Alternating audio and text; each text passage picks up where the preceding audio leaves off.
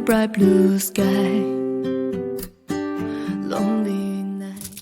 We have this one, which is hide. We also got this. I feel like hidden emotions. So we also have thinking of you, but it came in reverse. We also have perfect in reverse. We got the T here. It's actually sad. Kasi yung T, ibig sabihin niya ay gossip. So, palihim, may nag-gossip about you at pinagtatawanan ka. Well, they are gossiping about you. And with regards to thinking of you here in reverse, I'm thinking like, they could be thinking na hindi ka perfectong tao kasi nakalagay perfect is in reverse. At yung thinking of you in reverse, ibig sabihin, nag-usapan nila na hindi man sila naisip. Okay, parang iniisip nila na manhid ka. Okay? Baka introvert ka sa ngayon. Kaya, hindi mo sila pinapansin. Siguro hindi nila naintindihan yun, but kailangan mo maging introvert. Okay? We also have this one. So, yeah. Speaking of introvert, parang nakatago ka lang.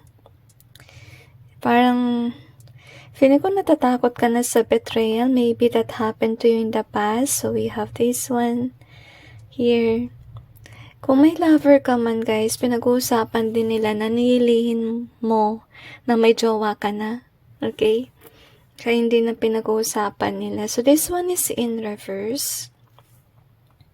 So, you could be somebody who used to be extrovert. Okay? Nung time na hindi ka pa takot sa tao dahil hindi ka pa na-betray noon. So, we have the here. And we also have Wheel of Fortune. Okay. So, to be honest, before, madalas sila nakakarinig about you. Marahil pinag-usapan ka nila dahil na-miss ka nila. Napagkatuwaan lang ng, let's say, ng mga kaibigan mo before or can be yung batchmate mo sa school, can be. Okay?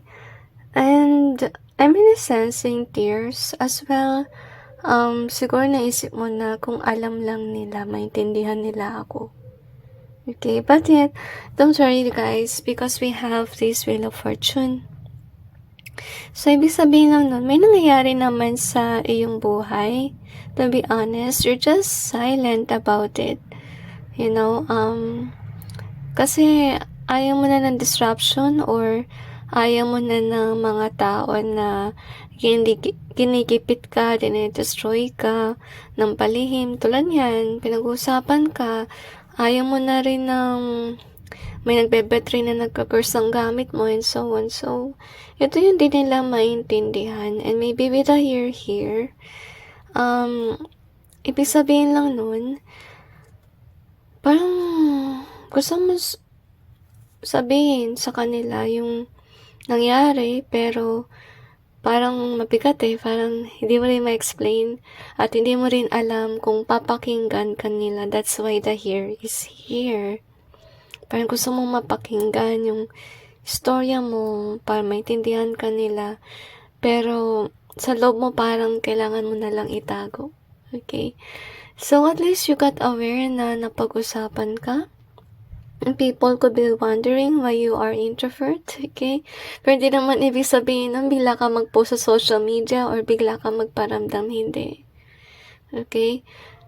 Kasi, to be honest, may mga tao na hindi ka talaga nila maintindihan unless they experience it, right?